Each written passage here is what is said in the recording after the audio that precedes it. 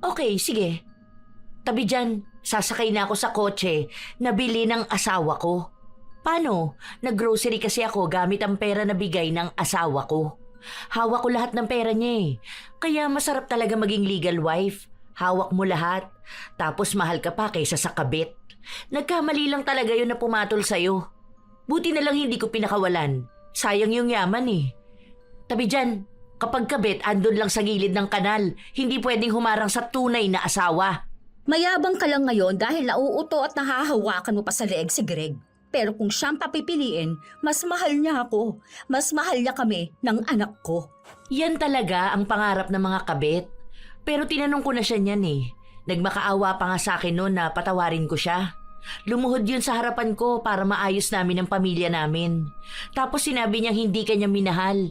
Duda pa nga yun na anak niya yung anak mo. Mabuti na lang may care pa ako sa bata. Kasi kawawa naman siya.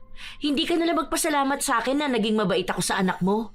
Huwag ka kasi masyadong ambisyosa ha. Hindi nagiging number 1 ang kabit.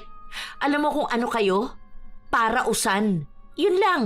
Mabuntis man kayo, hindi pa rin ipagpapalit sa kahit na sino ang tunay na asawa. Kaya hamunin mo na lahat, huwag lang ang legal wife. May mga kabit talaga na mas matapang pa kaysa sa asawa. Naghahanap ng simpatya at kampi sa ibang tao. Ganon si Marina. Gusto niyang siya ang kampihan at kaawaan kaysa sa tunay na asawa. Hanggang sa aabot din sa punto na gagawa siya ng hakbang para siya ang magwagi. Ano kayang kahahantungan ng mga desisyon niya, lalo na kung may kasama itong tulong galing sa itim na kapangyarihan? Oh, ano? Nagbigay na ba ng pera ang papa mo? Hindi po. Sabi ni Tita Lorene, hindi raw po magbibigay ng pera si Papa. Magpapadala daw po siya ng mga gamit ko mismo. Sabihin ko lang daw po sa kanya kung anong kailangan ko. Ano? Hindi naman pwede yun. Ang galing naman ng babaeng yun. Bakit ba minamanduhan niya ang pera ni Greg? Asawa po siya eh. Di ba kapag asawa po, dapat siyang humahawak ng pera? Hindi naman ganon. Anak ka naman ni Greg, no? Sa public school ka lang nga lang nag-aral dahil hindi siya papayag na sustentuhan ka kapag nasa private ka. Samantalang yung mga anak niya lahat yun nasa private. May mga sundo pa. No mga bata yun, may mga yaya. Tapos lahat ng gusto ibibigay. Tapos ikaw, tinitipid? Hindi naman pwede yun, hindi. Pupuntahan ko yun sa bahay nila. Wala po sila. Nakita ko po post ni Tita Lorene na nasa Hong Kong sila. O tapos hindi man lang tayo isinama doon? Unfair yun! Dapat naranasan mo rin yung mga ganon dahil tatay mong nagbibigay ng pera sa kanila. Kung hindi ba naman talagang makapalamukha ng Lorene na yun, no? Teka, tatawagan ko yan. Pinigilan na ng kanyang anak si Marina pero hindi siya nagpaawat. 12 anyos na si Kitty at simula nung naipanganak siya, hindi niya nakasama ang kanyang ama. Buntis pa lang kasi noon si Marina nung nahuli siya ng asawa ni Greg. Simula noon, nangako si Greg na hindi na siya makikipagkita sa kanila kahit na kailan, basta maayos lang ang kanilang pamilya. Galit na galit noon si Marina dahil gusto niyang sa kanila na lang si Greg. Habang may 3 anak na ito kay Lorene. Kasal pa sila at mas tanggap sila ng pamilya ni Greg. Bilang isang kabit, pinaniniwalaan ni Marina na dahil naanakan na siya, magiging pantay ang pakikitungo sa tunay na anak. Pero hindi pumayag si Lorene. Sinabi niya na pwedeng magsustento si Greg bilang wala namang alam ang bata sa pagtataksil ng dalawa. Pero hindi niya pwedeng ipilit kung ano ang gusto niya. Dapat niyang tanggapin kung ano lang ang bigay sa kanya. Dahil nga naiinis si Marina, tumawag siya kay Lorene. Hoy! Ang kapal naman ng mukha mong dalhin yung mga anak mo sa ibang bansa, habang yung anak ko rito, hindi niyo pinaparanas ng ganyan. Mahiya ka naman, hindi lang yung mga anak mong anak ni Greg. Alam mo, maganda ang simula ng bakasyon ko. Huwag mong sirain, dahil baka hindi ko bilhan ng gamit yung anak mo. Ewan ko na lang kung saan ka hahagilap ng pera. Naghihikahos ka pa naman sa buhay. Benta mo katawan mo, para naman may pakinabang ka. Huwag mo nga pagsasalitaan ng ganyan ng mga anak ko. Baka nakakalimutan mong naging kabit ka lang, pero ako ang asawa. Kami ang pamilya. Lahat ng magagandang mangyayari, dapat sa amin yan. Ano, magpapaawa ka ba? Sino ba namang maaawa sa kabit, ha? Matapang ka lang dahil sunod-sunuran sa'yo si Greg. Ay aba dapat lang. Legal wife ako eh. Kahit saan tayo makaabot, hindi ka mananalo. Kasal kami. Unang pamilya. Pati ang kanila ako ang tanggap, hindi ikaw. Kabit ka ha? Alamin mo kung saan kalulugar. Ang tapang mo no? Nasaan si Greg? Akong kakausap sa kanya. Wala, tulog pa. Napagod kami sa ginawa namin kanina. Pagkatapos kasi namin igala yung mga anak namin. Anak namin ha? O ayun, diretso kami sa kama. Siyempre, kailangan ng loving-loving. Kasi nga, asawa ako. Dinala niya ako rito para doon. Para sa ibang bansa naman kami gagawa ng isa pang anak. Buwisit ka talaga no? Akala mo ba ikaw lang ang mahal niya? Mahal niya rin ako pero papansin ka. Kontrabida ka sa amin eh. Sige, kwento mo yan eh. Kaya ikaw talaga ang bida dyan. Sige na, matutulog na ako at yakap sa akin ng asawa ko. Hindi na nakabawi ng salita si Marina dahil pinatayan na siya ng tawag ni Lorin. Mas lalo pa siyang naiinis nung pinadhalan siya ng litrato nilang dalawa na nakahiga sa kama at yakap na yakap kay Lorin si Greg. Hindi na nakapag-asawa si Marina dahil hinihintay niya pa rin na siya ang piliin ni Greg. Iniisip niya lagi na iiwan ng lalaki ang pamilya niya para sa kanilang dalawa ni Kitty. Na isang araw ay sila naman ang makakaranas ng magandang buhay. Mabait na bata si Kitty pero mahiyain, lalo na at alam sa buong lugar nila na anak siya ng nanay niya sa lalaking may asawa. Mabait naman si Lorin kay Kitty pero sadyang marami lang hiling si Marina na para bang dapat lahat ng gusto niya ay susundin din ni Greg. Ilang araw pa ang lumipas, umuwi na ng Pilipinas ang pamilya ni Lorin. Nalaman na lang yon nung pinapapunta si Kitty sa bahay ni na Lorin. Sasamahan na kita para naman makausap ko yung tatay mo at yung bruhang si Lorin. Kapal na mukha nun. Ako na lang po, ma. Hindi tayo papapasukin doon kapag dalawa tayo. Eh baka mapahamak ka pa doon. Mabait naman po sila eh. Mabait? Mabait ba yung babae na yon? Kung mabait yun, hindi ka gaganituhin. Hindi tayo kakawawain ng ganito. Di ba po, ma? Ikaw naman po yung mali. Kahit na po alam mong may asawa si Papa, pinatulan mo pa rin po siya. Alam mo may mga anak siya pero nagpabuntis pa rin po kayo. Kasi po, kahit sa school namin, sinasabi sa amin na bawal kang pumatol sa taong may asawa na. Dahil nakakahiya ang maging kabit. Mas mahal ako ng papa mo. Hindi niya lang maiwan yung si Lorin dahil lang sa kasal sila. Yun na nga po. Ako po ang nahihiya kapag inaaway niyo sila. Pati po mga anak nila. Kasi po, hindi naman po sila yung nagdesisyon na magkaroon ng iba pang anak. Huwag kang nga magsalita ng ganyan. Hindi mo pa naiintindihan yung mga pinagsasabi mo dahil bata ka pa. Ang ginagawa ko, ipinaglalaban ko lang yung karapatan mo at yung para sa pamilya natin. Hindi naman pwede yung gusto nila na kapag bibigyan ka ng sustento, limitado lang. Nagpasalamat na lang po tayo kasi kahit na papaano po may nakukuha ako. Dapat kasi lahat yun para doon sa pamilya ni Papa. Nahihiya na nga po ako na manghingi sa kanya eh. Aba, hindi ka dapat nahihiya ha? Ipaglaban mong palagi na anak ka. Kung anong ginagawa ng mga anak ni Lorin, yun din dapat ang ginagawa mo. Hindi pwedeng tipirin ka. Hindi pwedeng hinaharang lahat ni Lorin. Anak ka rin. Sa edad ni Kitty, tila ba malalim na siyang mag-isip. Naiintindihan niya kung ano ang problema ng kanilang pamilya at kung bakit ganun makitungo sa kanya si Lorin. Ang mga kapatid niya, maayos naman sa kanya pero siya na lang din ang umiiwas dahil sa ginagawa na panggugulo ng kanyang ina. Kahit na anong paliwanag niya rito ay hindi siya pinakikinggan. Nung nakarating siya sa bahay ni na Lorin, nakahanda na yung mga gamit na ibibigay sa kanya. Kumpleto na yan ha? May 2 set na ng uniform. Ay oo nga pala, sandali lang. Ito isukat mo nga kung kasya sa'yo. Binili ko yan sa Hong Kong. Kasya naman po. Salamat po. Sige na, okay na yan. Umuwi ka na. May chocolate pala diyang kasama. Si Papa po?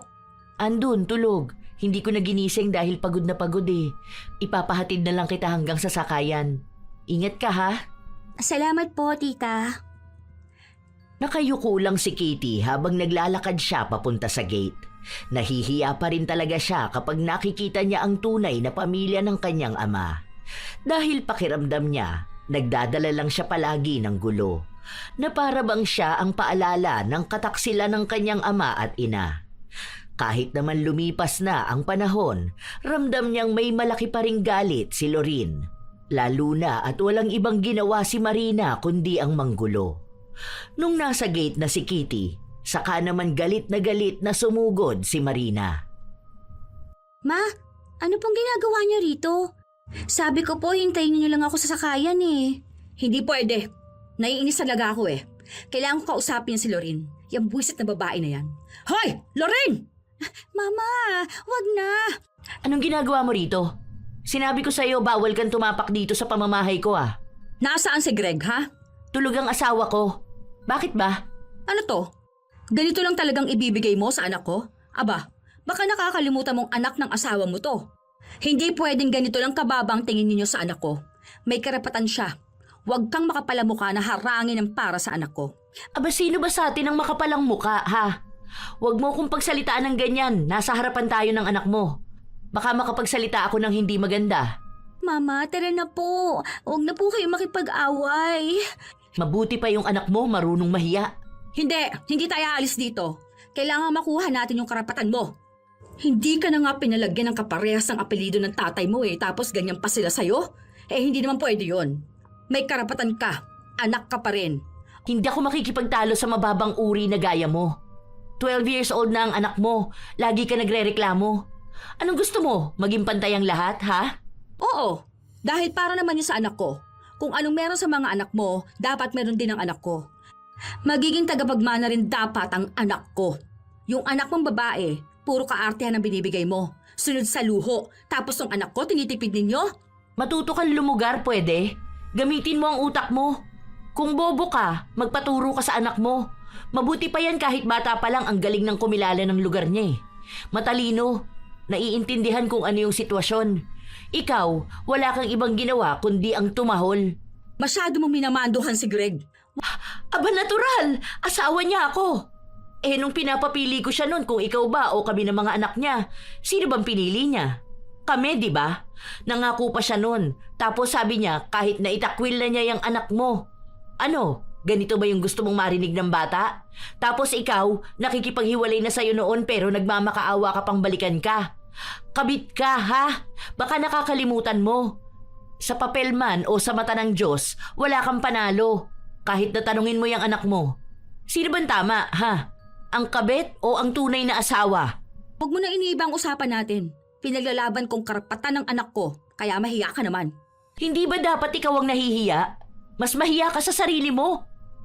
Ma, tama na. Tama na po. Ang dami na pong nakatingin sa atin eh. Tama na po yan, ma. Mauwi na po tayo. Makinig ka sa anak mo. Mabuti pa siya alam niya kung ano ang ibig sabihin ng hiya eh. Turuan mo yung mama mo ha. Para kahit paano naman makaramdam ng hiya. Sa dami ng aawayin yung legal na asawa pa. Ano bang akala mo sa akin? Mahinang asawa na iiyak lang sa tabi kapag inaway ng kabit? Aba ayos ka. Lahat ng karapatan nasa akin. Tandaan mo ang lagi kong sinasabi. Kabit ka lang. Nag-eskandalo si Marina sa lugar ni Lorin, pero siya lang ang napapahiya at ang kanyang anak. Halos gusto na lang maglaho ni Kitty dahil ayaw niyang pinagtitinginan siya ng mga tao. Ang iba pa naman sa kapitbahay ni Lorin ay mga kaklase niya. Nakikita siya ng mga nanay, baka mamaya siya naman ang pagtawanan kapag nasa paaralan na. Hanggang sa makauwi sila sa bahay, hindi tumigil sa pag-iyak ang bata. Ano mang iniiyak mo dyan? Inawat-awat mo kasi ako eh. Sasabunutan ko talaga yung babae na yun eh. Nakakahiya po sa kanila eh. Anong nakakahiya doon? Si Lorin ang mahiya dahil ang kapal ng mukha niya. Huwag ka mahihiya kung alam mong nasa tama ka at may pinaglalaban ka. Karapatan mo yon, kaya hindi siya po pwedeng ganon. Yung kaklase ko dati nakita pa ako doon. Baka kapag kaklase ko ulit yun magtatanong siya sa akin ba't mo inaaway si Tita Lorin. Kapitbahay lang nila yun eh. Tinatanong niya nga ako noon kung bakit nagpupunta ako sa bahay ni na Tita Lorin eh. Nahihiya ako. Tumigil ka nga dyan. Huwag ka umiyak dyan ha. Para kang tanga. Umayos ka. Huwag mo na po kasi silang awayin, ma. Huwag ka na makipag-away kay Tita Lorraine. Sasabihin niya lang sa'yo palagi nakabit ka eh. Baka mamaya magalit na rin sila sa akin. Huwag na kasi, Ma. Hindi pwede. Hayaan mo sila magalit sa atin. Ganun talaga yung mga kontrabida sa buhay natin. Wala tayong kasalanan doon. Hindi ko kasalanan kung minahal ako ni Greg at mas lalong hindi mo kasalanan na ikaw yung naging bunga. Kontrabida lang talaga sa pamilya natin yung si Lorraine eh. Mali po kasi talaga yun, Ma eh. Please po, huwag na po kayo makipag-away kay Tita Lorraine.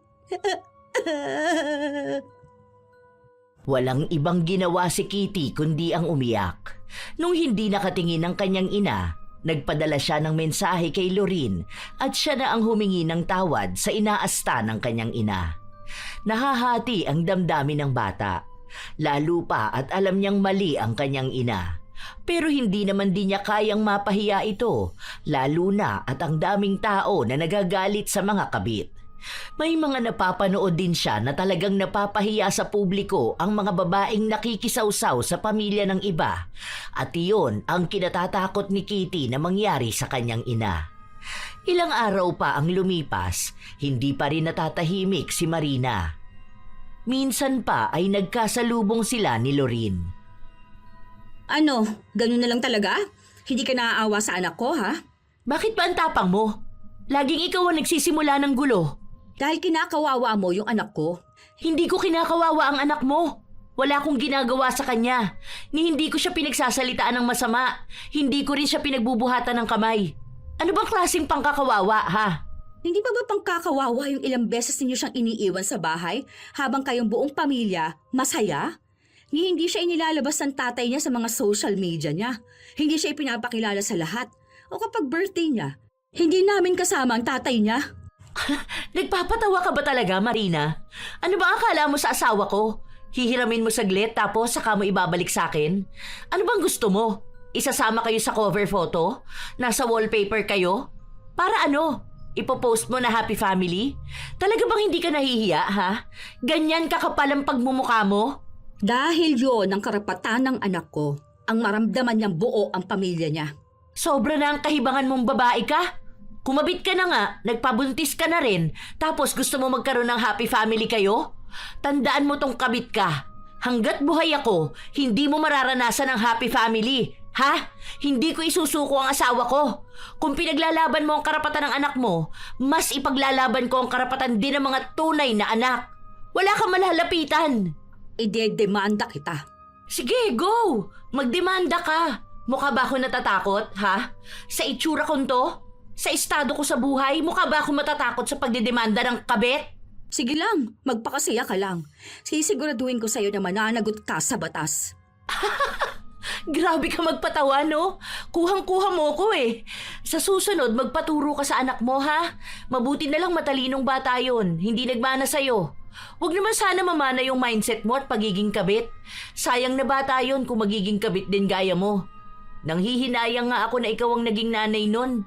Dapat iba na lang, yung matino para sana hindi yun lumaking mahiyain at takot sa tao. Huwag mong dinadamay ang anak ko. Okay, sige. Tabi dyan, sasakay na ako sa kotse na bili ng asawa ko. Paano? Nag-grocery kasi ako gamit ang pera na bigay ng asawa ko. Hawak ko lahat ng pera niya eh. Kaya masarap talaga maging legal wife. Hawak mo lahat. Tapos mahal ka pa kaysa sa kabit. Nagkamali lang talaga yun na pumatol sa'yo. Buti na lang hindi ko pinakawalan.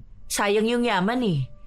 Tabi dyan, kapag kabit andun lang sa gilid ng kanal. Hindi pwedeng humarang sa tunay na asawa. Mayabang ka lang ngayon dahil nauuto at nahahawakan mo pa sa leeg si Greg. Pero kung siyang papipiliin, mas mahal niya ako. Mas mahal niya kami ng anak ko. Yan talaga ang pangarap ng mga kabit. Pero tinanong ko na siya niyan eh. Nagmakaawa pa nga sa akin noon na patawarin ko siya. Lumuhod yun sa harapan ko para maayos namin ang pamilya namin. Tapos sinabi niyang hindi kanya minahal. Duda pa nga yun na anak niya yung anak mo. Mabuti na lang may care pa ako sa bata. Kasi kawawa naman siya. Hindi ka nalang magpasalamat sa akin na naging mabait ako sa anak mo. Huwag ka kasi masyadong ambisyosa, ha? Hindi nagiging number 1 ang kabit. Alam mo kung ano kayo? Para usan. Yun lang, mabuntis man kayo, hindi pa rin ipagpapalit sa kahit na sino ang tunay na asawa. Kaya hamunin mo na lahat, wag lang ang legal wife. Gigil na gigil si Marina dahil wala siyang laban sa mga salitang binitawan sa kanya ni Lorin. Ilang araw pa ang lumipas, lagi siyang gumagawa ng iskandalo para daw maipahiya lang ang tunay na asawa. Pero kahit na anong gawin niya, hindi naman siya nananalo. Ang napapahiya lang ay ang kanyang anak. Dumating pa sa punto na umuwing may bangas sa mukha si Kitty. Oh, ano nangyari dyan sa mukha mo? Nakipag-away po ako. Nakipag-away ka? Bakit naman? Kasi po inaasar nila akong anak ng kabit eh. Totoo naman po yun, kaso kasi paulit-ulit sila. Pinapatawag ka nga po bukas. Sinong gumawa niyan sa'yo? Si Laika po, yung anak ni Ate Susan. Ah, ganon? Aba teka, susugurin kong babae na yon. Ayos siya, bakit hindi niya turuan ang anak niya? Mama, wag na po. Baka po dumami lang lalong kaaway ninyo. Ay, hindi. Wala akong pakialam kahit na sino pa sila. Makikipag-away ako para sa'yo. Kung si Lorin nga inaaway ko ibang tao pa kaya? Ang lakas ng loob nilang saktan ka at pagsabihan ng kung ano-ano. Totoo naman po nakabit kayo Pwede po tama na. Sinasabi nila sa akin na nagpupumilit kang mang-agaw ng pamilya kasi malungkot yung pamilya natin. Dahil daw po walang nagmamahal sa atin.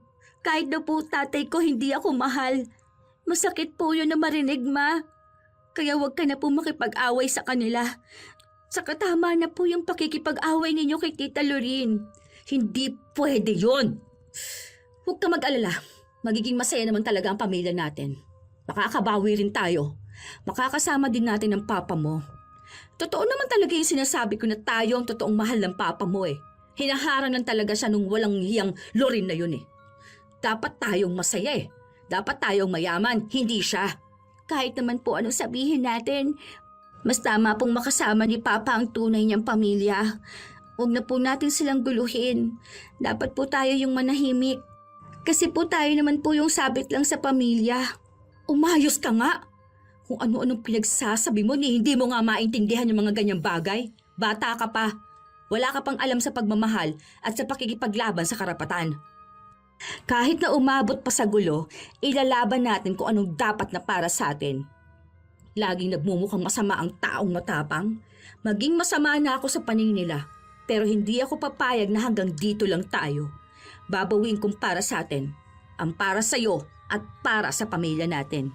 Mama, wala naman po kayong babawiin Kasi po una sa lahat, hindi po sa atin si Papa. Kanina po, may klase kami sa values. Tungkol po sa pang-angkin ng hindi iyo o ang pagnanasa po ng pag-aari ng iba. Para lang po yung si Papa Hindi po natin siya pwedeng angkinin kasi po hindi po siya sa atin. Makinig ka mabuti sa akin ha. Sa atin ang Papa mo. Tayo ang tunay niyang pamilya. Tayo ang mahal niya, okay? Huwag kang maniwala sa sinasabi ng mga madre na yan. Hindi natin kinukuha ang pag-aari ng iba dahil tayo ang inagawan. Kahit na anong sabihin ni Kitty sa kanyang ina, hindi talaga ito nakikinig sa kanya. Pinagpipilitan ni Marina na sila ang tunay na mahal ni Greg. Lumipas pa ang mga araw, sumapit ang kaarawan ni Greg. Kapag ganun, lumalabas silang buong pamilya. Kumakain kasama ang mga magulang ni Greg o kaya minsan ay ang mga kapatid nito, lalo na kapag umuwi sila sa Pilipinas. Katulad na lang ng araw na yon. Bilisan mo na dyan, suotin mo to. Bakit po? Saan po tayo pupunta? Sa papa mo. Birthday ng papa mo ngayon. Pupunta doon yung lolo't lola mo, tsaka yung mga tito at tita mo. Mag-bless ka sa kanila kapag nakita mo sila. Pupunta po tayo doon? Bakit po? Hindi naman po tayo pinapupunta doon, di ba? Malamang, hinarang lang yun ni Lorin. Kaya nga tayo pupunta para makita tayo ng papa mo at para naman maging masaya siya. Tayo ang kailangan niya. Tayo yung gusto niyang makasama. Wala lang choice dahil minamanduhan siya nung epal na Lorin. Ayoko po, Ma. Hindi po ako pupunta. Hindi naman po sinabi ni Papa o kaya ni Tita Lorin Dito na lang ako sa bahay. Hindi pwede. Sasama ka sa akin. Suotin mo yan. Pupunta tayo sa birthday niya. Alam ko kung saan yung gaganapin. Doon naman sila madalas kumakain kapag umuuwi ng Pilipinas sa mga tito mo. Bilisan mo dyan ha. Susuotin ko lang tong red sexy dress ko. Ewan ko lang kung hindi bumalik sa akin si Greg. Ganda ko pa naman oh. Walang-wala yung asawa niya. Ayoko po ma. Huwag mo na akong hintayin na sapilitan ko isusuot yan sa'yo. Bilisan mo na. Baka magsimula na sila doon. Baka malate tayo. Ayaw naman po nila ako makita doon. Tsaka pangpamilya lang po nila yon. Hindi po tayo kasama doon ma. Tayo ang pamilya ng papa mo. Noon pa man, lagi niyang sinasabi sa akin na akong mahal niya. Kailangan nating maging matapang at ipakita kay Lorene kung anong lugar natin sa buhay ng papa mo, na tayo talaga dapat ang nasa pwesto niya. Kung noon nananahimik ako at tinatanggap na lang na hindi tayo nakakasama sa masayang okasyon, pues ngayon, oras na para ipakilala sa lahat kung sino ba tayo. Kaya magbihis ka na dyan. Ayaw talaga ni Kitty kumilos dahil naiisip niya pa lang na makikita ang mga kamag-anak ng kanyang ama ay natatakot na siya. Masungit pa naman ang kanyang lola. Tapos sasama pa ang kanyang ina. Malamang ay malaking iskandalo lang yon. Baka may ibang tao pa roon na makakita sa kanila, maging dahilan pa para pag-usapan ng kanyang ama. Kung ganon ang mangyayari, baka matuluyan ng itakwil na siya. Pero wala pa rin naman siyang nagawa. Nagpupumilit ang kanyang ina. Nung nasa lugar na sila ng kasiyahan, may humarang sa kanilang dalawa at tinatanong kung saan sila pupunta.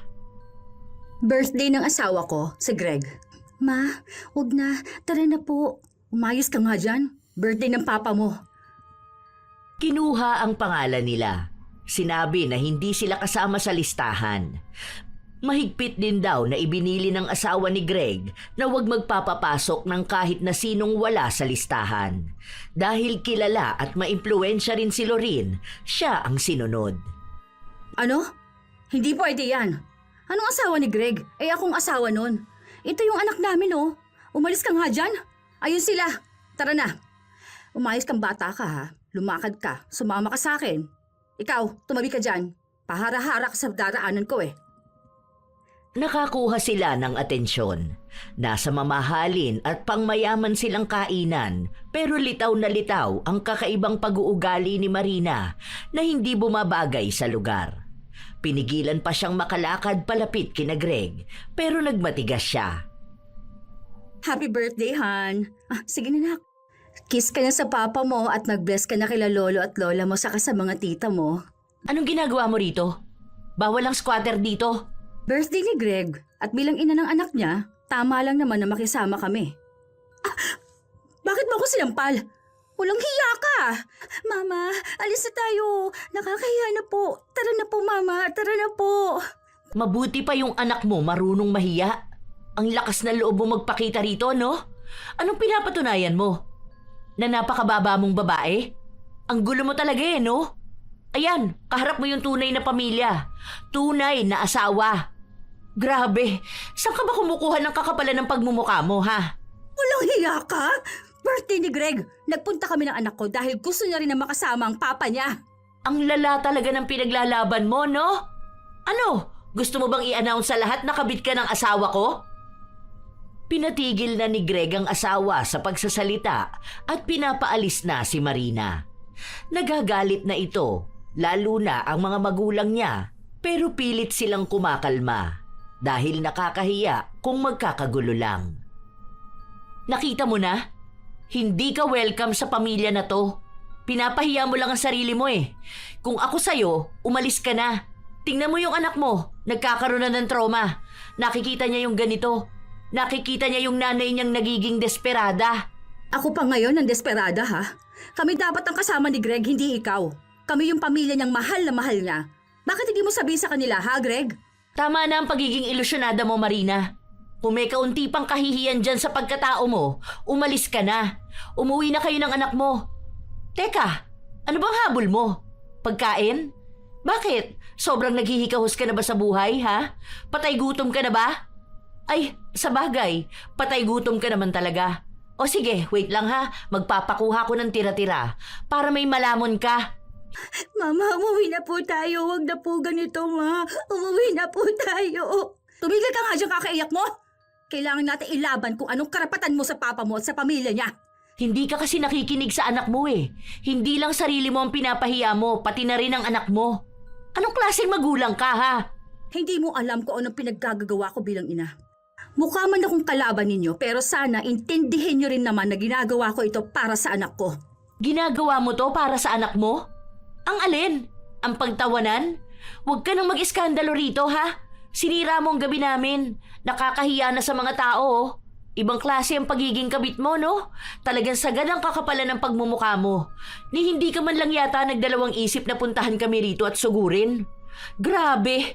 Kung ako si Kitty, baka iniwan na kita rito. Nakakahiya! Sobrang nakakahiya! Lumabas na kayo rito bago pa kita ipakaladkad palabas. Hindi pumayag si Marina. Pinagpilitan niya ang sarili niya at ang anak.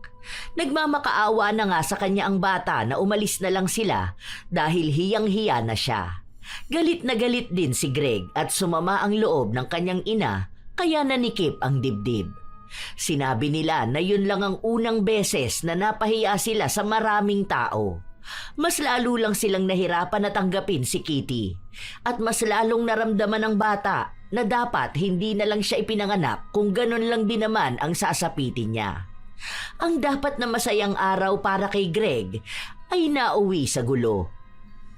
Isinugod nila sa ospital ang kanyang ina. Naging malala ang lagay nito at nag-aagaw buhay. Dahil sa nangyari, gumawa na naman ng paraan si Marina para mapalapit kay Greg. Gusto niyang damayan ito sa problemang kinakaharap niya. Pero hindi siya makalapit dahil nga galit ito sa kanya. Pinagbantaan din ng kapatid ni Greg ang buhay niya na sa oras daw na may mangyaring masama sa kanilang ina ay mananagot siya. Galit sa akin ang papa mo. Kasalanan to ni Lorin eh. Kapal na mukha ng babae na yun. Nilaso niya talaga ang utak ng papa mo. Hindi naman yun ganun noon eh. Mahal na mahal nga tayo noon. Ikaw po ang mali, ma. Hindi po sila. Bakit po kasi ayaw po ninyong tantanan yung pamilya nila? Hindi ko talaga sila tatantanan hanggat hindi natin nakukuha ang dapat na para sa atin. Wala pong dapat na para sa atin, ma. Wala tayong karapatan sa kahit na ano. Sabit lang po tayo sa buhay nila. Hindi po nila kasalanan na ganito tayo. Huwag ka magsasalita ng ganyan. Bata ka pa. Hindi mo pa kasi alam itong mga ganito. Bata pa po ako. Pero hindi po ibig sabihin na hindi ko alam kung anong nangyayari. Kasi sa totoo lang, ma, alam ko na po ito. Alam ko na kung ano yung tama at mali. Lumaki po ako, ma, na walang ibang naririnig sa mga tao, kundi ako, anak daw ako ng kabit. Mabait pa nga si Tita Lorin eh. Hindi ko po naiintindihan yung nararamdaman niya, pero alam ko pong mahirap para sa kanya na tumanggap ng bata na galing sa kasalanan. Alam niyo po ba? Bata pa lang ako noon. Lagi kong sinasabi sa sarili ko na sana hindi na lang ako ipinanganak. Kaya ganyan ang nararamdaman mo dahil yan ang pinaparamdam ni Lorin. Binuo ka gamit ang pagmamahalan namin ng papa mo. Kaya dapat makuha mo ang para sa'yo. Mas deserve mo ang buong pamilya. Hindi po ako naniniwala dyan, ma. Kasi hanggang sa paglaki ko, bit-bit ko na yung lagi nilang sinasabi sa akin na anak ako ng kabit. Ay, huwag kang magpapaniwala sa mga tao na yun. Tigilan mo ko, ha. Kapag may isip ka na talaga, maiintindihan mo ako kung bakit ko to ginagawa. Dahil para sa'yo tong lahat. Para po yan sa inyo lang, ma. Kasi po hindi ko naman po hinahanap ang papa ko eh. Kayo pong naghahanap palagi kay papa. Mas tanggap ko po yung tayong dalawa lang at maging tahimik. Hindi yun pwede. Dapat buong pamilya natin. Hayaan mo. Kapag nakausap ko ang papa mo, malalaman niya rin na mali ang desisyon niyang pinili niyang Lorin na yon. Bukas, pupunta ako sa bahay nila. Hindi pa man umaabot kinabukasan, mismong si Lorin na ang nagpunta sa bahay nila. Dahil sa ginawa nito, nagsilabasan na naman ang mga taong makikinig sa magiging usapan ng dalawa. Kilala kasi nila si Lorin, lalo na nung nagpunta ito roon para hulihin si Marina. Kahit kasi alam na ng lahat na kumabit siya, hindi umalis si Marina sa bahay niya. May paninindigan siyang malinis siya at hindi siya kumabit. Sadya lang daw talaga na huli silang nagkakilala ni Greg. Anong kailangan mo, ha? Isusuko mo na ba si Greg? Sa totoo lang, si Greg mismo ang nagpapunta sa akin dito. Ano? Mas panalo ako, di ba? Hihingi ka na ba ng tawad sa akin? Hindi. Pinapunta niya ako para kausapin ka dahil galit na galit sa'yo ang pamilya niya. Ayaw na niyang makikita ang pagmumukha mo at ang anak mo. Hindi ako naniniwala sa'yo. Gumagawa ka na naman ng paraan para mailayo sa amin si Greg. Alam mo ba kung anong kahihiyan ang ginawa mo? Ipinaglalaban ko ang pagmamahalan namin. Sinira mo yung pangalan niya. Sinira mo lalo ang imahe niya. Maayos na siya matapos kong linisin lahat ng kalat niyong dalawa. Kaso, ikaw tong walang hiya na pilit ng pilit. Marina, ilang beses bang ipapamukha sa'yo ng mundo na kabit ka lang? Hindi ka pipiliin ni Greg. Hindi niya kami iiwan para sa'yo. Kahit na anong gawin mo, parte pa rin kami ng buhay ni Greg. Hindi niyo yun mabubura. Pero si Greg na mismo ang nagsabi na hindi kayo parte ng buhay niya. Kahit ang anak mo. Alam mo ang ibig sabihin nun? Tinatakwil na niya maging ang anak mo. Oo, tama ang narinig mo. Sa kanya mismo galing yun. Ang sabi niya pa sa akin, hindi na siya magsusustento sa bata. Hindi na siya magbibigay ng kahit na magkano. Hindi pwede yun. Hindi sa akin ang galing yun. Pero depende pa yun. Ako kasi naaawa ako sa anak mo sa totoo lang. Gusto ko nga siyang kunin sa iyo eh. Pero may kondisyon yun. Hindi ka na magpapakita sa kanya. Pero at least kasama niya ang tatay niya at magkakaroon siya ng magandang buhay.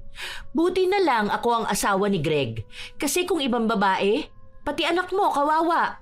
Mas lalong hindi ako papayag na walang makukuhang sustento ang anak ko. Sige, idadaan ko to sa legal na proseso. Idedemanda kita para makulong ka. Ay go! Sinabi ko na sa'yo na wala akong kinatatakutan, di ba? Kung gusto mo ng usapang legal, lalaban ako dyan. Kasi mas marami akong karapatan kesa sa'yo. Sige lang, maghihintay ako ng patawag mo sa korte. Maghintay ka na lang din ng tamang panahon kung kailan huhupa ang galit ni Greg. Baka may chance ulit ang anak mo na tanggapin niya. Ikaw naman ang may kasalanan nun eh. Lahat ng nangyayari sa inyo ng anak mo, ikaw ang may gawa. Bakit ka kasi pumayag na maging kabit, no? Tapos naging matapang ka pa. Kahit lumapit ka kay Tulfo, baka mapahiya ka lang sa lahat ng tao. Milyong tao ang tatawa sa'yo. Kapwa mo kabit lang naman ang kakampi sa'yo eh. Wala kang awa. Wala kang puso. Ina ka rin naman, di ba? Gusto mo bang ganito ang mangyari sa mga anak mo? Ay, hindi mo ako pwedeng pagsalitaan ng ganyan. Ina ako, asawa. Nung nalaman ko ang ginawa nyo, hindi mo alam kung paano ko tanungin ang halaga ko. Kung paano ako magalit at umiyak. Hindi mo alam kung paano ako kumapit para sa mga anak ko. Hindi ikaw ang biktima. Dahil parehas tayong babae pero hindi mo inisip kung anong mararamdaman ng kapwa mo kapag naging kabit ka ng asawa niya. Ni hindi kita nakitaan ng pagsisisi, di ba? Ang tapang mo pa. Kaya dun ko napagtanto na hindi ako ang may mali, kundi kayong dalawa ni Greg. Pero nakita ko ang pagbabago niya. Nakita ko ang pagbawi niya sa pamilya namin. Ikaw, naging mas lalo kang desperada. Buti nga wala akong pinagawa sa'yo. Buti nga nag-alala pa ako sa anak mo eh. Hindi ko yun dapat ipagpasalamat sa'yo. Aba nako, hindi ko rin naman hinihingi ang pasasalamat mo. Ano bang akala mo? Naghihintay ako ng sorry? Ng thank you? Hindi. Pero ito na yon. Dumating na sa punto na maging si Greg ayaw na sa anak nyo. Kasalanan mo yun. Wala kang ibang dapat nasisihin kundi ang sarili mo. Tandaan mo, wala akong inaagaw sa'yo. Dahil una pa lang, walang sa'yo. Kahit na anong gawin mo, hindi mo pwedeng ipantay ang kabit sa tunay na asawa. Hindi na naghintay pa ng sagot si Lorin dahil kusa na rin siyang umalis. Iisa lang din naman ang pinasya niya kaya siya nagpunta ron. Ang sabihin kay Marina na wala ng sustento ang kanyang anak. Hindi yun matanggap ni Marina kaya nagwala siya sa labas ng bahay ni Lorin. Natigil lang siya nung kinasuhan na siya ni Greg. Hindi na siya pwedeng basta lumapit sa pamilya nila. Si Greg mismo ang nagdesisyon nun, pero si Lorin ang sinisisi ni Marina. Buwis talagang Lorin yun. Makakaganti ako sa kanya. Bukas pupunta ako ng barangay. O kaya magpapatulfo tayo. Hindi pwede yung ganito. Dapat yan may sustento ka. Hayaan nyo nilang po muna sila, ma. Mainit pa ang ulo nila dahil sa eskandalong ginawa mo eh. Tapos hanggang ngayon, hindi ka pa rin tumitigil. Hindi talaga ako titigil. Kailangan mapabagsak kong Lorin na yun eh. Hindi ako papayag na siya ang nanalo. Mabait naman si Tita Lorin eh. Baka kapag hindi nagalit si Papa, maibalik niya yung sustento ko. Kahit na hindi na ganun kalaki, basta meron. Hindi ka pwedeng masiyahan lang sa kakarampot na ibibigay sa'yo. Mayaman sila, maraming pera ang papa mo. Kung yung mga anak nga nila na ibibigay ang lahat ng luho tapos ikaw, papayag ka sa kakarampot na ibibigay sa'yo? Hindi ako papayag sa ganun. Dapat kung anong meron sa kanila, meron ka rin. Ma, pwede po ba tumigil na po kayo? Maawa naman po kayo sa akin, oh. Kaya ko nga ito ginagawa di ba? Dahil naaawa ako sa'yo. Napapahiya na po tayo. Huwag niyo naman na po lalong ipahiya pa, ma. Kasi nahihirapan na po ako. Tigilan niyo na po sila. Kasi kahit naman po anong gawin ninyo, hindi niyo daw sila matatalo Sasabihin lang nilang sila ang tunay na pamilya. Doon pa lang po, talo na tayo, ma. Kaya tama naman na po. Tumahimik ka dyan, ha? Hindi po pwede yon. Walang matatahimik sa amin. Ipaglalaban ko yung pamilya na para sa atin. Hindi talaga tumigil si Marina kahit na anong pagmamakaawa ng kanyang anak. Lumapit siya sa mga ahensya para maidemanda si Lorin bilang siya ang tinuturo niyang pumipigil para mabigyan ng sustento ang bata at gusto niyang makulong dahil lang sa inagaw daw si Greg. Ang ibang nakakarinig ng kwento niya, tumataas ang kilay sa kanya. Anong kailangan muna ng patunay na anak ni Greg ang anak ko? Anak nga namin yun. Magkamukha nga sila Gusto mo bang ipakita ko yung picture, ha? Hindi lang naka-apelyido yung anak ko. Hindi kasi kayo nakikinig sa akin Tsaka gusto kong ikulong yung Lorin na yun. Makapal ang mukha ng babae na yun. Kinukuha niyang lahat ng pera ni Greg. Tapos yung mga anak niya spoiled. Lahat ang gusto na ibibigay. Ayan. Tingnan mo, nasa ibang bansa na naman sila. Tapos yung anak ko andun lang sa bahay. Unfair yon para sa amin. Pamilya rin kami. Dapat kasama rin kami sa ibang bansa. Gawan niyo yan ang paraan para maidemanda ko si Lorin. Ang daming proseso na pinapagawa sa kanya. Dahil wala naman siyang malaking pera, hindi niya maasikaso ang iba. Wala namang tumutulong sa kanya. Nanghihingi siya ng tulong sa ibang tao pero pinagtatawanan lang siya. Sinasabi sa kanya na baka nababaliw na siya. Sino ba naman daw ang magkakaso sa legal na asawa? Kabit lang daw siya. Kahit na sa batas, hindi pakikinggan ang pagpapaawa niya. Hindi na lang daw siya magpakumbaba kaysa kinakalaban niya ang mismong asawa. Kung para daw yon sa anak niya, tanggapin niya kung ano lang ang kayang ibigay. Huwag niyang ipilit na danasin ng bata ang marangyang dinaranas ng mga tunay na anak. Dahil sa ginagawa ni Marina, wala ring ibang ginawa ang kanyang anak kundi ang umiyak. Halos hindi na ito makakain. Hindi na rin lumalabas ng bahay dahil siya ang nahihiya. Hindi nakikihalubilo sa iba at lalong walang kaibigan.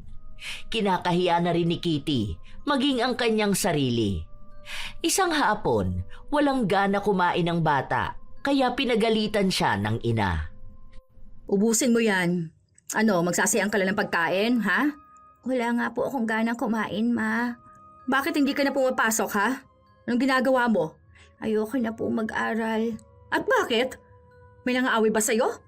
Di bang sabi ko huwag ka magpapaapi sa kahit na sino? Kapag inaway ka nila, awayin mo rin sila? Hindi naman po ganun yun, May. Ang gulo po kasi ng utak ko. Gusto ko dito lang po ako sa bahay, magtatago. Feeling ko kapag nakatingin sila sa akin, pinagtatawanan nila ako Parang kahit na hindi nila sinasabi, naririnig ko na pinag-uusapan nila yung mama ko, kabit. Tapos, mas matapang pa. Huwag kang magpapaniwala sa sinasabi nila. Kumain ka dyan. Lumipas ang mga araw, walang nangyayari sa ginagawa ni Marina. Kaya mas lalong nagagalit siya dahil ipinapakita talaga ni Lorin na masaya silang pamilya. May mga video siyang pinopost kung saan nakikita na maayos silang mag-asawa at maging ang kanilang mga anak. Lahat ng mga bagay na gustong maranasan ni Marina. Talagang pinapamukha sa kanya kung anong pamilya ang hindi niya mararanasan. Dahil sa sobrang galit niya, naisipan na lang niyang ipakulam ang buong pamilya ni Lorin, maliban na lang kay Greg. Yon ang paraan na naiisip niya para lang makuha niya ang lalaking inaasam. Pinuntahan niya ang mangkukulam na nakilala niya lang online. Oo na, ikaw nang bahala. Kahit na yung pahihirapan muna silang lahat, ha? Ayan yung picture nila. Itong lalaki na to, Yan yung wag mong gagawa ng ritual, ha?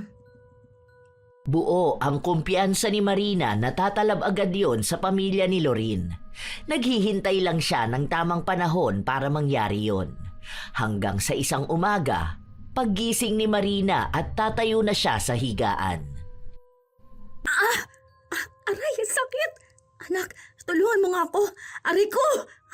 Hala, ma, ano po nangyayari sa'yo? Bigla ba namang sumakit ng tagiliran ko? Dito, yung sa may ribs. Parang namulikat na ewan ko, ang sakit! Huwag ka na lang po muna kayang gumalaw, ma. Mamaya na lang po. Ako na lang po muna mag-asikaso dito sa bahay. Naiinis ako. Umaatake na naman tong ganitong sakit ko eh.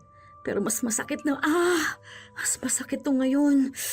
Dati hindi naman to ganito kasakit eh. Hindi ako makagalaw. Buong araw na hindi nakatayo si Marina dahil sa sakit. Gabi na nung sakalang siya nakakilos. Akala niya isang beses lang yun mangyayari sa kanya, pero halos araw-araw na.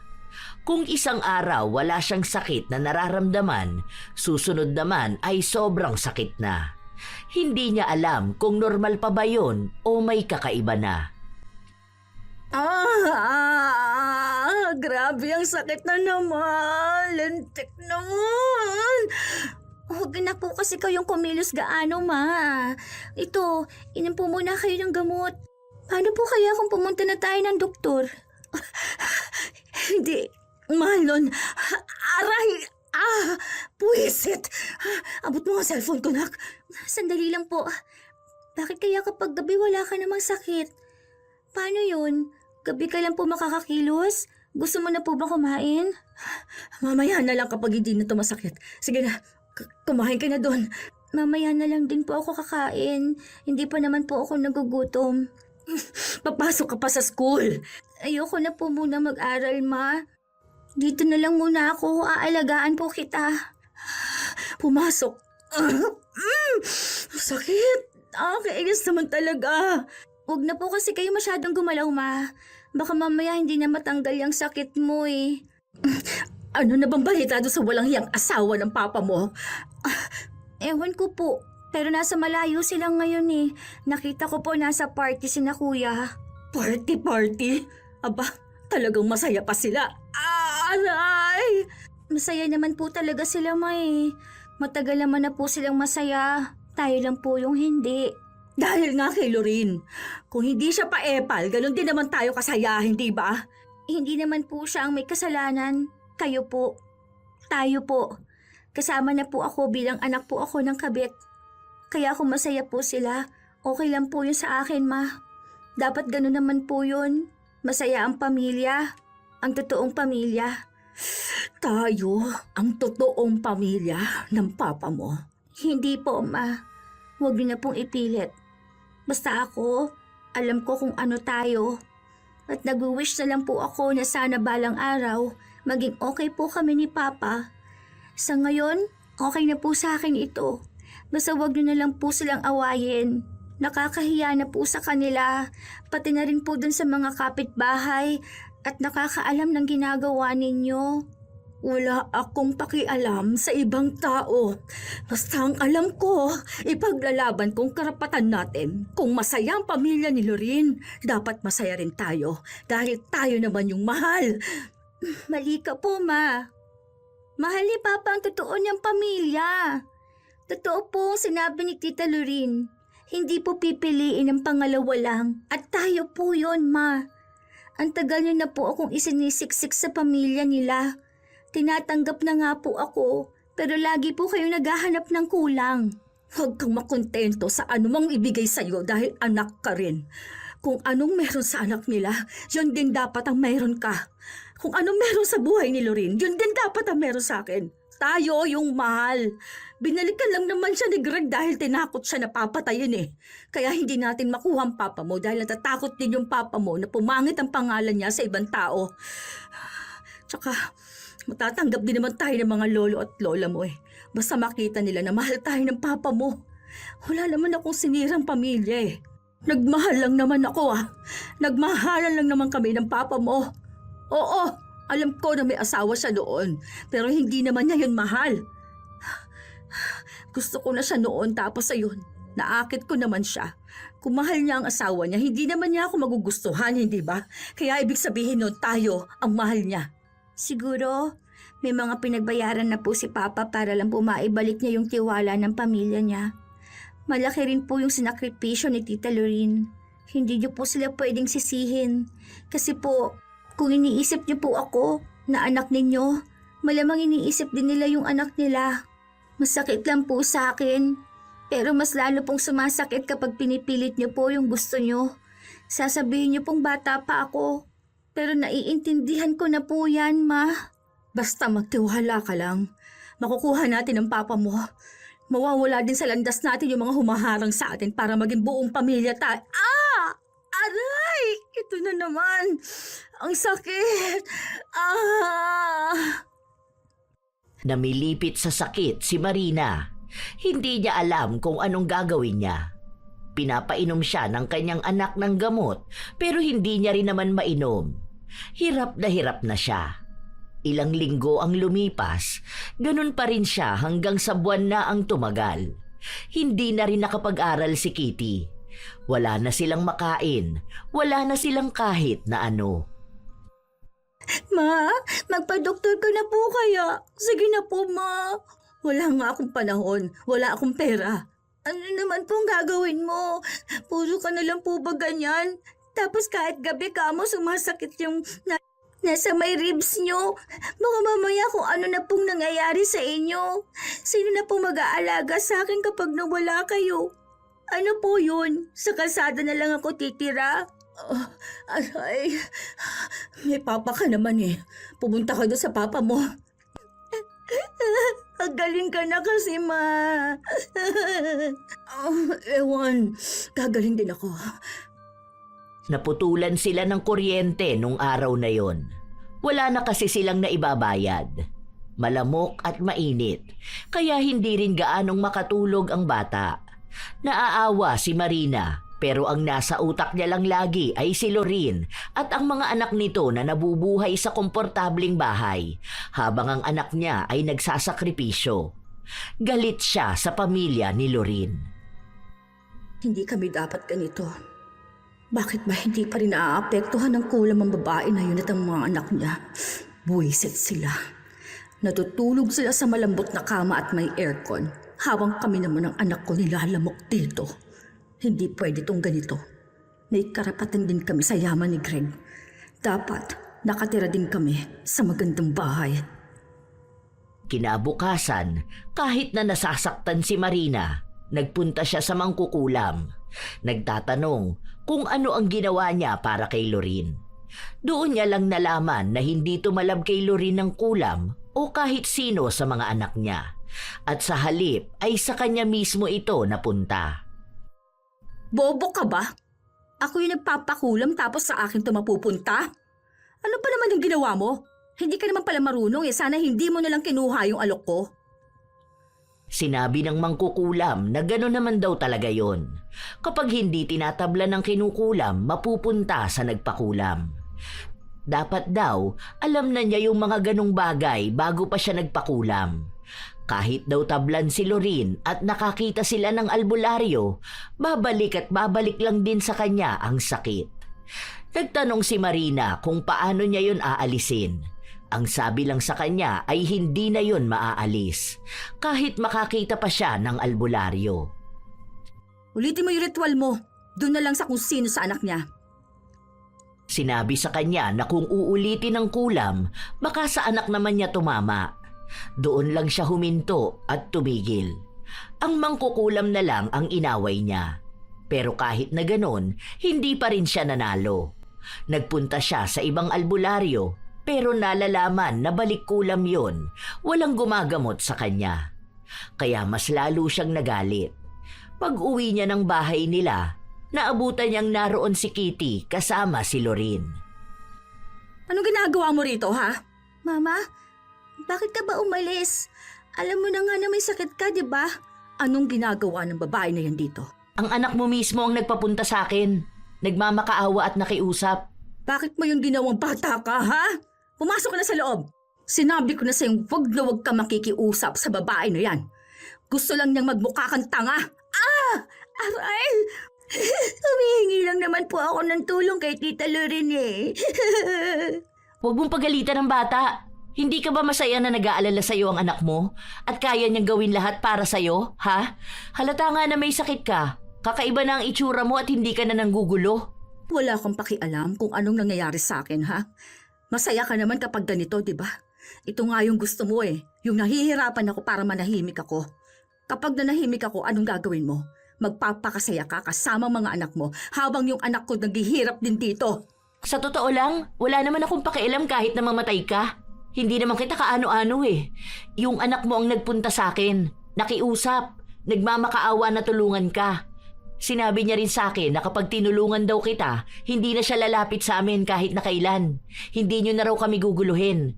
Hindi niyo na ipagpipilitan yung pamilya na hindi naman para sa inyo. Akalain mo yun, no? Yung anak mo kayang magsalita ng ganon?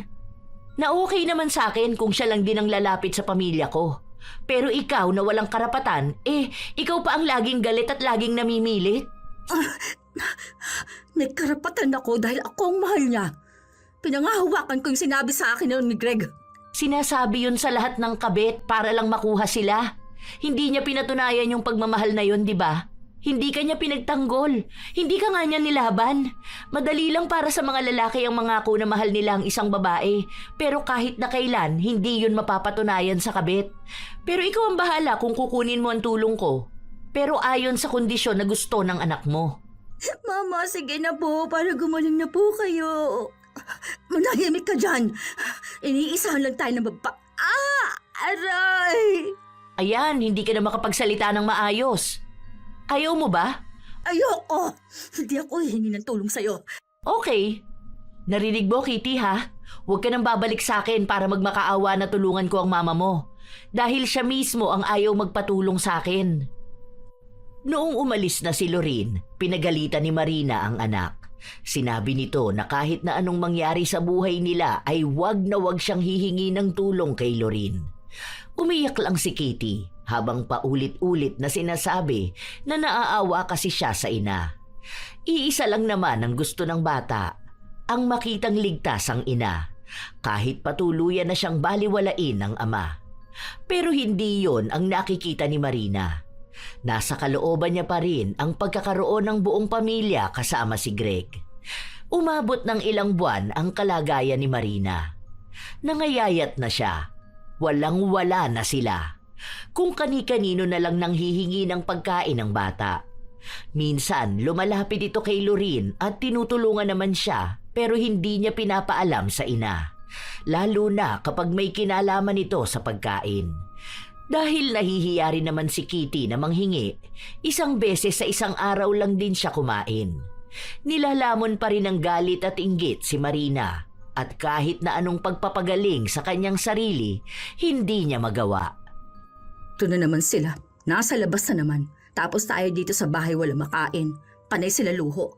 Pero naman po nila yon. Sa totoo lang po ma, kaya naman po natin yan kahit na tayong dalawa lang po eh. Kaso ngayon, hindi ko po alam kung mangyayari pa yon. Ayaw nyo naman po magpagaling. Gumagawa na nga ako ng paraan para gumaling ako, di ba? Hindi lang talaga ako gumagaling dahil isinumpa ako niyang si Lorin. Wala pong sumumpa sa inyo ma o sa atin. Kaya po ganito ang buhay natin dahil po sa inyo. Ayaw po kitang sisihin pero ang hirap na po ma. Nahihirapan na po ako sa puro galit na lang ang nararamdaman ninyo sa ibang tao. Kayo po ang unang gumawa ng mali ma. Hindi po kayo ang biktima. Kayo po mismo ang dahilan bakit tayo ganito. Wala kang alam. Kapag tumanda ka na, saka mo sabihin sa akin yan. Tama naman po ang sinasabi ko, me. Wala po kasi kayong pinapakinggan kundi ang sarili niyo lang po. Yung gusto niyo lang po ang sinusunod ninyo. Paano naman po ako, di ba? Lagi niyong sinasabi na para sa akin. Pero ang totoo po nun, para lang po yun sa inyo. Kasi po kung mahal po ninyo talaga ako, dapat po sa akin kayo nakatuon. Hindi po kay Papa. Ginagamit niyo lang po ako para makuha ulit si Papa eh. Hindi niyo po ako mahal. Buti ba po yung ibang mama? Kahit na wala silang asawa, mahal nilang mga anak nila. Huwag ka nga magdrama dyan. Kung hindi kita mahal, tingin mo ba ipaglalaban kong karapatan mo? Hindi po karapatan kong pinaglalaban ninyo. Yung iniisip niyo pong karapatan ninyo sa lalaking may asawa na po. Mas ramdam ko pa nga po na maging mama si Tita Lorene eh. Kasi kahit papaano pinapakita niyang tanggap niya ako. Kasi po ako talaga yung iniisip niya. Habang kayo, sarili mo po at si Papa. Hindi niyo nga po ako tinatanong kung masaya po ako eh. Pinipilit niyo po ako na magiging masaya lang ako kapag kasama ko kayo ni Papa. Hindi po para sa akin yung saya na yon, Ma. Para po yun sa inyo. Kung gusto mo, pumunta ka na dun kay Lorene. Total, masaya ka naman yata sa kanya, di ba? Sige, iwan mo ako gayang ginawa ng Papa mo. Piliin niyo yon. Sige, magpakasaya na kayo. Malayo ako. Ano pang iniiyak-iyak mo dyan? Pumunta ka dun sa asawa ng tatay mo. Hindi na madaan ni Kitty ang ina sa pakiusapan, kaya wala na siyang ibang ginawa kundi ang umiyak araw-araw. Sa edad niyang yun, ang gulo na ng kanyang isipan. Ang dami ng tumatakbo. Para bang dagdag na roon ang paghina ng kanyang loob na baka wala nang magbago sa buhay niya. Na baka hanggang gano'n na lang sila. Dahil mismong nanay niya ang ayaw tumanggap ng sariling pagkakamali. Isang araw, umalis si Kitty para maghagilap ng makakain nila. Nagtatanong siya sa mga kapitbahay nila kung may magpapalinis ng bahay kapalit ng kahit pangkain lang nilang mag-ina. Habang si Marina naman, nakahilata habang nasasaktan. Buisit. Bakit ba sobrang sakit nito? Hindi pa ba ito matatanggal? Habang buhay na ba akong ganito? Aray! Sakit, grabe. Dapat si Lorene ang nakakaranas nito't hindi ako. Tapos ang saya-saya ng buhay niya. Buo silang pamilya kung saan-saan nagpupunta. Tapos kami nagtitiis na maging mahirap. Unfair talaga. Aray! Tama na. Gusto ko na maalis itong sakit na to. Sa oras talaga na gumaling ako, sisiguraduhin ko na makukulam ko ng maayos ang babae na yon. Ako lang dapat ang mahal ni Greg. Kami lang dapat ang pamilya niya. At dapat malaman ni Greg na mas mahalaga kami kahit kanino. Aray!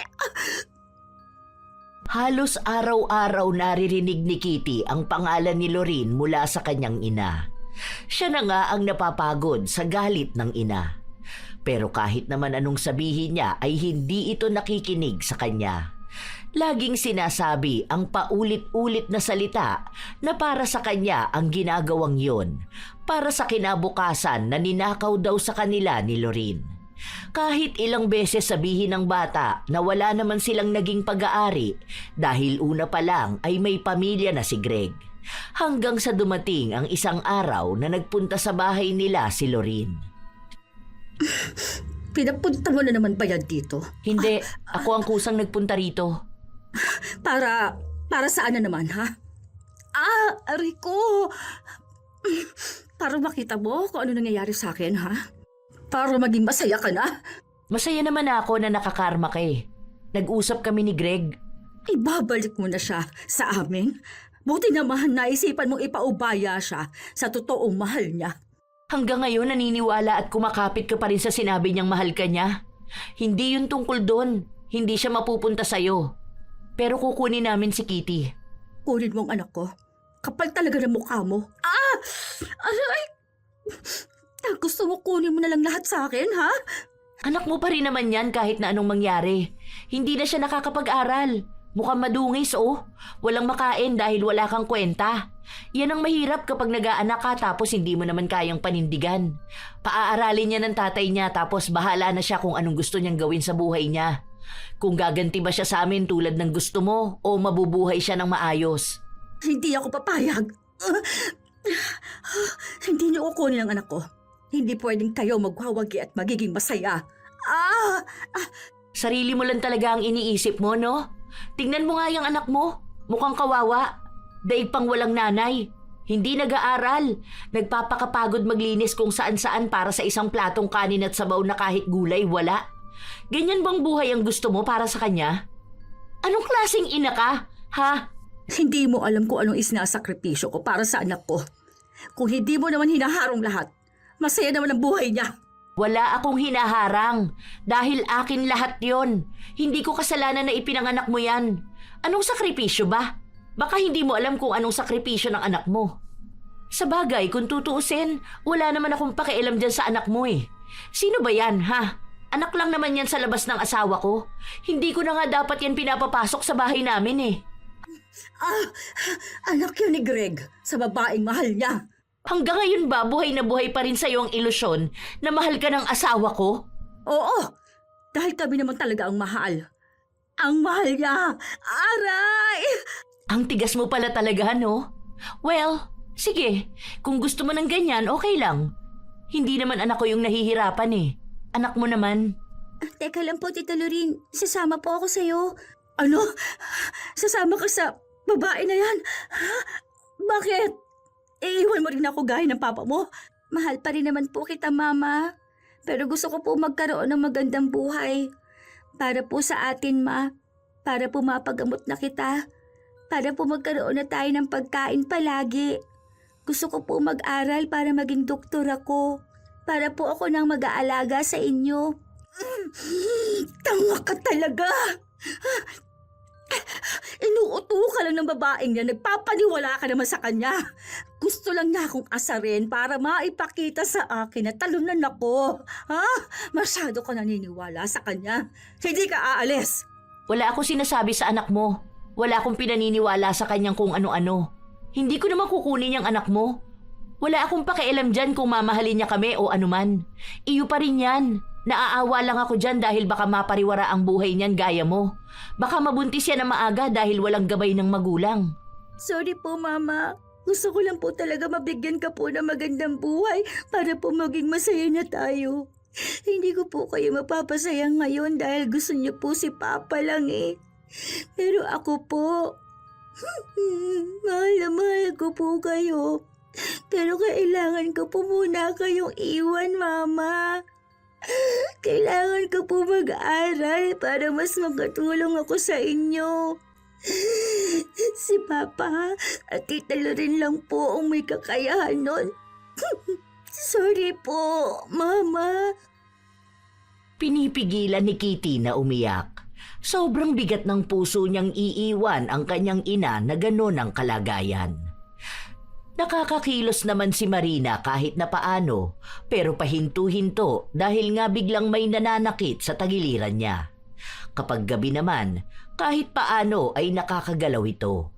Kaya ang problema at nagpapahirap lang sa kanila ay ang pagkain at walang kuryente. Ayaw naman talagang iwan ni Kitty ang ina, pero marami siyang pangarap sa buhay na hindi niya maaabot kung mananatili siya roon. Wala naman kasing ibang ginawa ang ina kundi ang tingnan ng buhay ni Lorin kaysa tingnan ng kalagayan ng anak. Masyado siyang nakatuon kung paano mababawi si Greg pero hindi binibigyan ng pansin kung paano mabibigyan ng magandang buhay ang anak. Galit si Marina sa anak at lalo na kay Lorin. Pero desidido na talaga ang bata. Nahihiya pa nga siyang makasama sa iisang bahay ang kanyang ama at pamilya nito. Hindi siya nakikihalubilo at mas madalas na siya ang sumasama sa mga kasambahay para maglinis ng bahay. Minsan nahihiya na rin siyang sumabay sa kanilang kumain pero ang mga kapatid niya ang nagsasabi sa kanya na sumabay na siya. Mabait ang pamilya ni Lorin sa kanya pero hindi niya masyadong madama dahil inilalayo niya ang sarili niya sa hiya. Alam niya kasi ang gulong na idulot ng kanyang ina.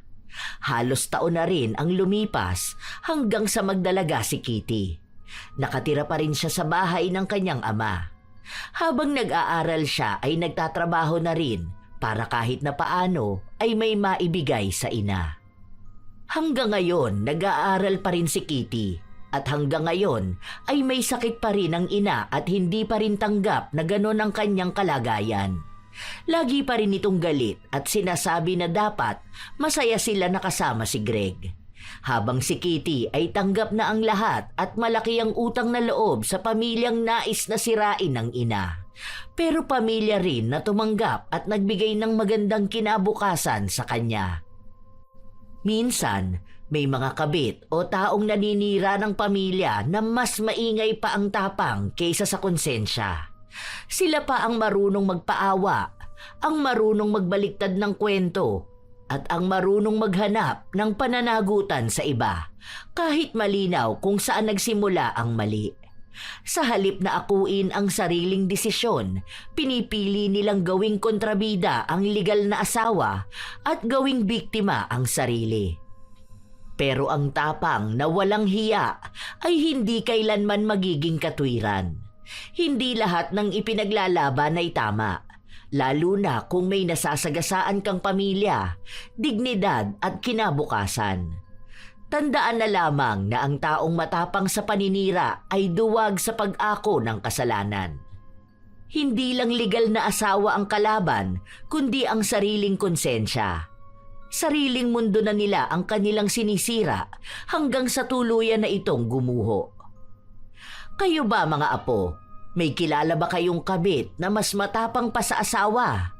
Ibahagi nyo yan sa amin, kasabay ng inyong opinyon tungkol sa ating bagong kwento. Naway nakapaghatid ito ng magandang aral sa inyo. Shout out sa ilan sa mga masusugid na tagapakinig ng mga istorya ni Lola Telang.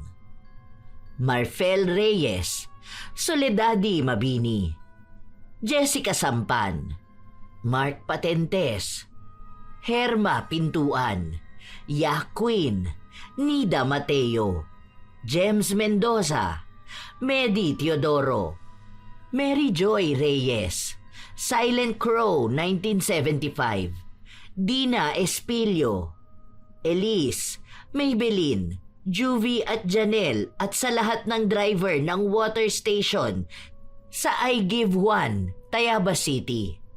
Joy Valdenebro, Maria Evelyn Santos, Boy June Channel, Evelyn Abong Carbakil, Katrina Sanggalang, Mary Jane De Leon, Corazon Clemente.